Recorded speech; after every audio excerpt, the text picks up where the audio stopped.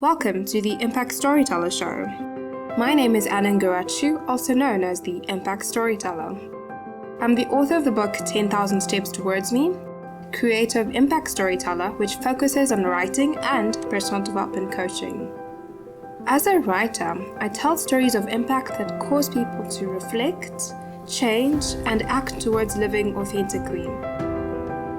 Through my coaching, I help those who dare to change to think and live differently and hopefully make an impact in their lives. I also currently consult as a development economist. The Impact Storyteller Show is an online show that gets down to real talk with a selective caliber of guests, and we focus on personal development and self-discovery.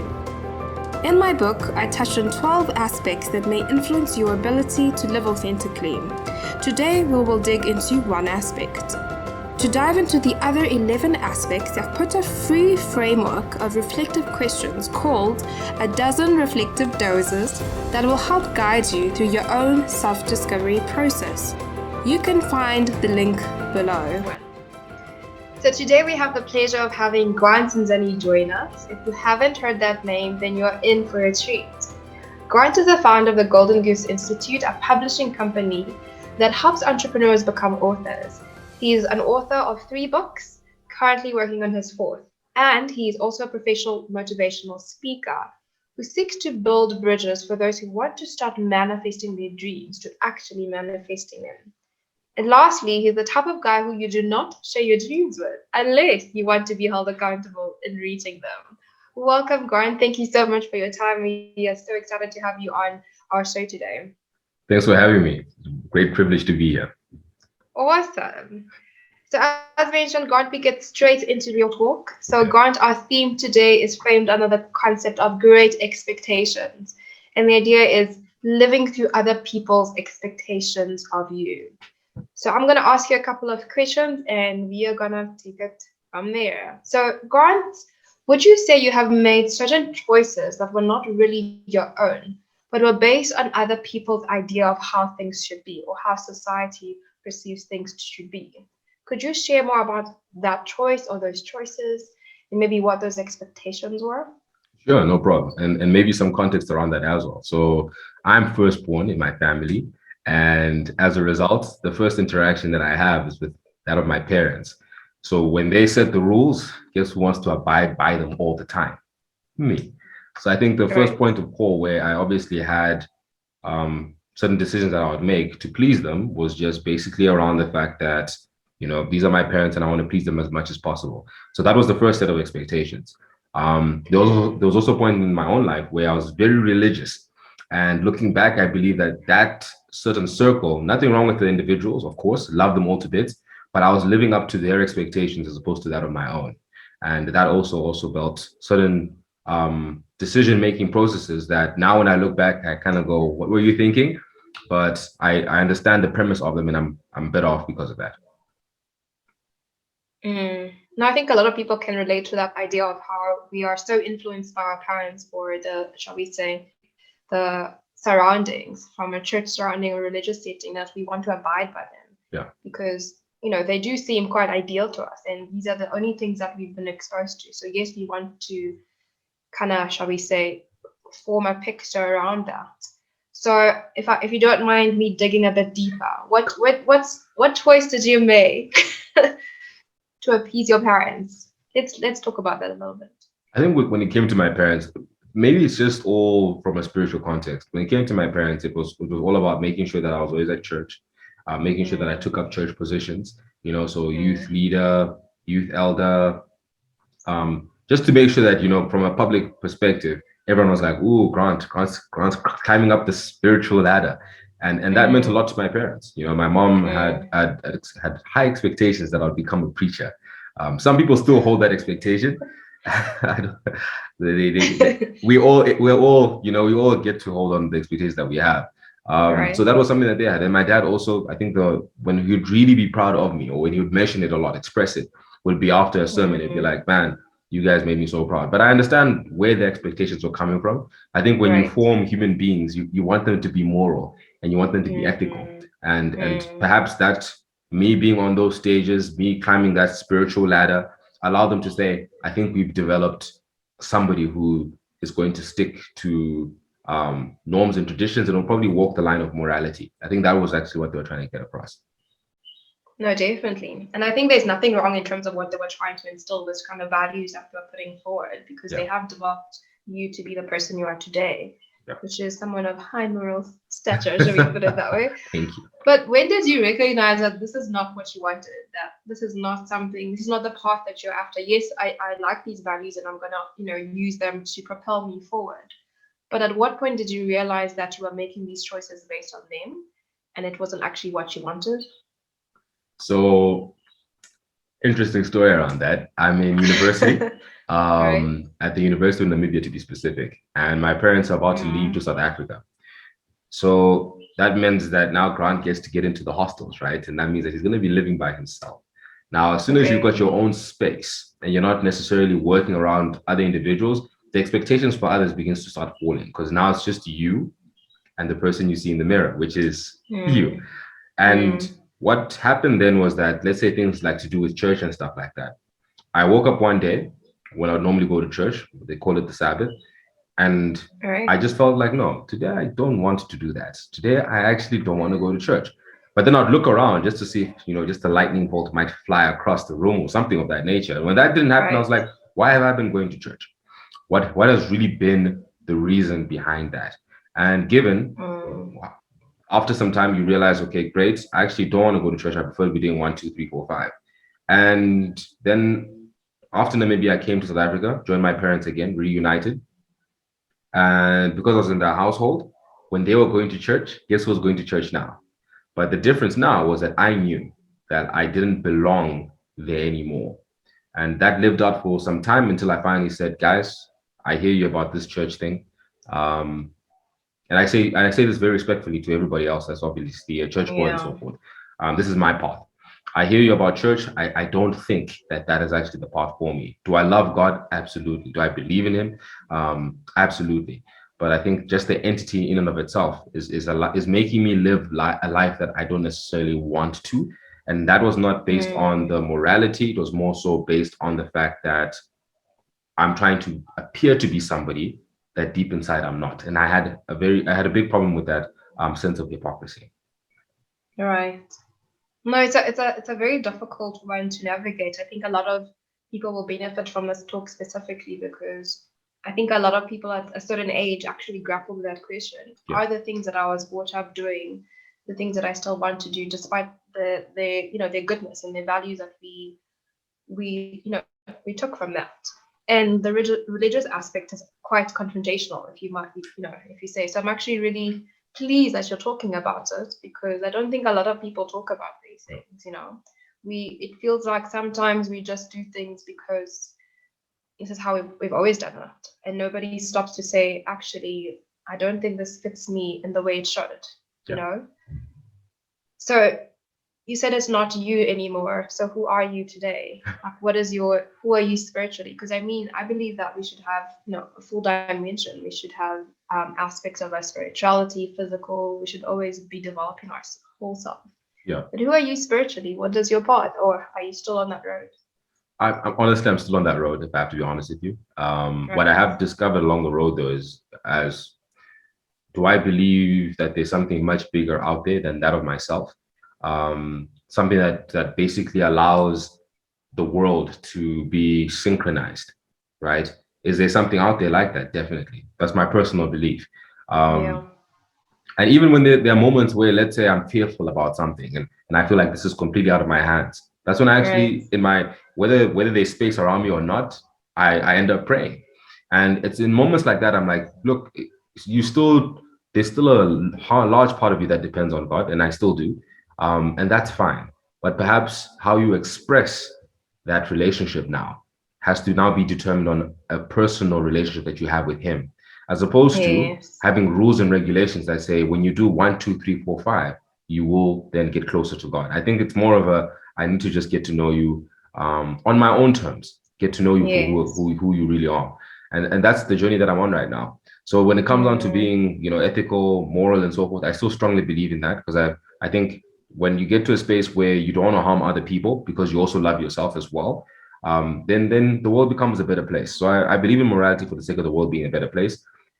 But I also believe in the fact that everyone needs to sit down and one day discover that relationship with yourself, with God, and when that happens, I think you move from being religious to being that of being spiritual. And people can disagree with me. That's just been those have been my answers along this journey.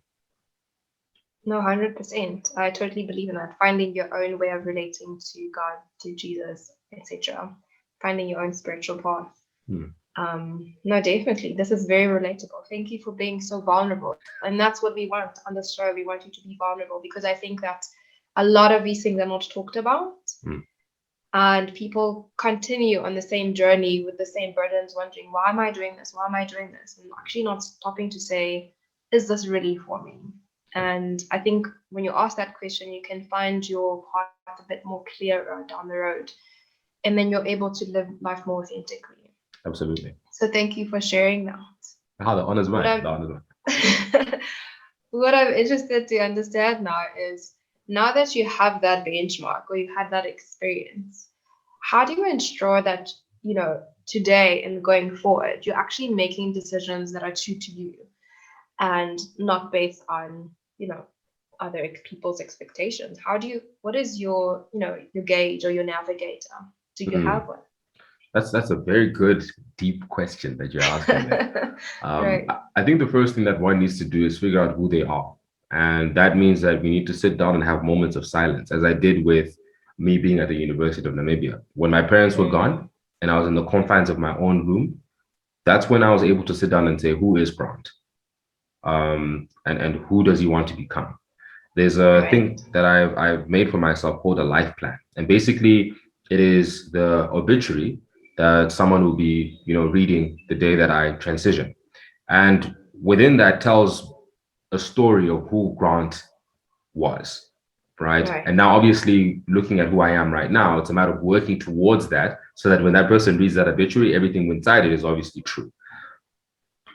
So when it comes down to expectations, I then look around and say, when it's time to make a decision, does this decision allow me to move in the direction of my true north that I have discovered personally?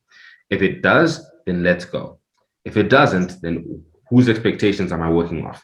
Is it that of my own? Because sometimes it's my own expectations, eh?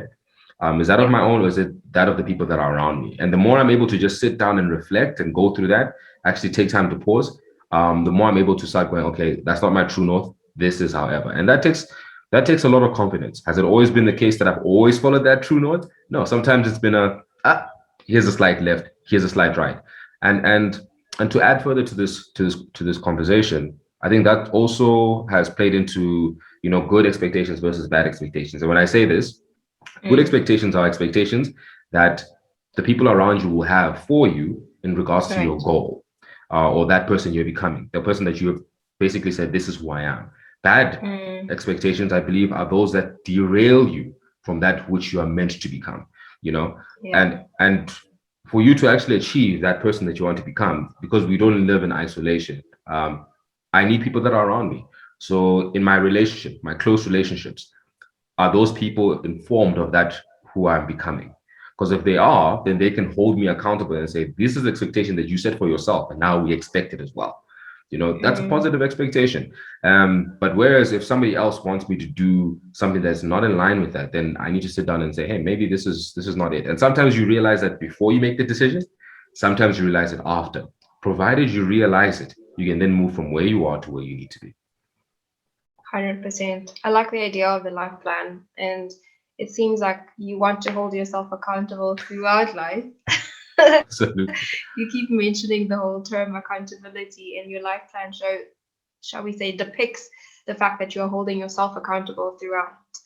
And the whole idea of, yes, you can go left, you can go right, but as long as you know where your true north is, you can always reroute. I like that idea.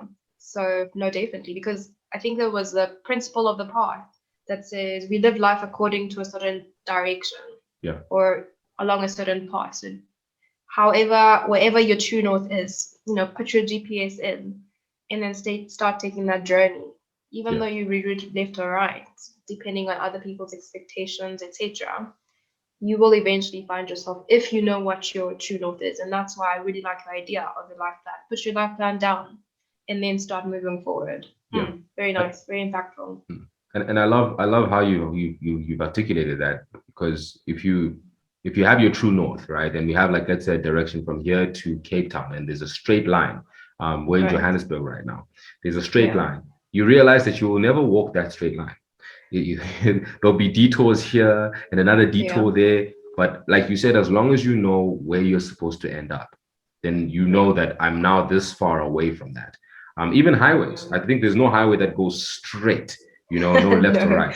And I think there's the message in that you've obviously shared very well, is that at the end of the day, as individuals, once you've plotted that path for you, expect, right, that there will be deviations. And within those deviations, as long as you've got your true north, you're more or less sorted, because you know exactly what to do to get back to action. 100%. I mean, you've basically answered the next question I had for you, but maybe you could give us another one of your deep insights. What would you say to others who are watching today as a take-home tip or recommendation based on what we've discussed today? That in and of itself, expectations are not wrong. They're not wrong at all. Okay. They're not wrong, provided that you know where you're going. So, and I'll give you another example. For instance, when I get onto the road, the expectation that everybody around me is going to follow the road rules, right? That no one is going to decide that on a left driving lane, some oncoming traffic decides, I'm now going to change my lane and drive on the other lane. The expectation is that we're all going to do this because we are all looking to ensure we get to the places that we want to. We don't want any accidents. So sometimes in that regard, you get good expectations, right? Then obviously there are bad expectations, people wanting you to do things that you're not supposed to be doing.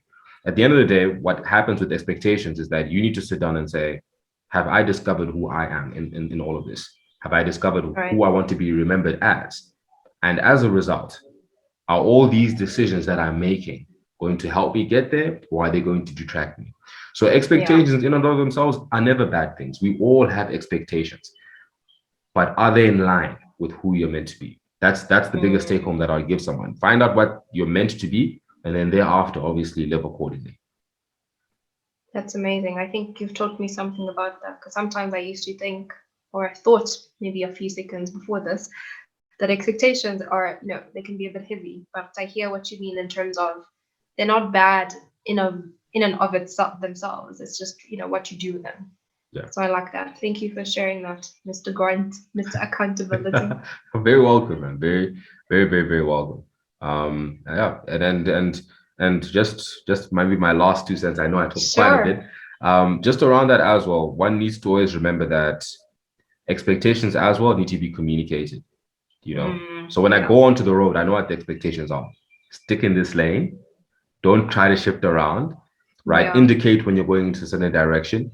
When you want to overtake, you do this. When you are in this place, you have this expectation to keep in this specific speed. As soon as the light goes red, right, we stop. When the light goes green, then we obviously continue. So one needs to always understand that those expectations have actually been communicated. But what would be terrible is that if I got to a red light and I didn't know that I'm supposed to stop, right? Or I wasn't told I wasn't going to stop, so I continue going. Get into a car accident, someone says, "Why did you do that? You are not supposed to do that." And I'll sit down and say, but that was not communicated to me. And as long as it's not communicated to you, then your expectations, whether it's from yourself or from those that are around you, if they're not communicated, or you have expectations of other people, if they're not communicated, we cannot hold someone at fault for whatever they do. They must be communicated. So that there's a communication element that we need to all be very cognizant of and certainly express. 100%.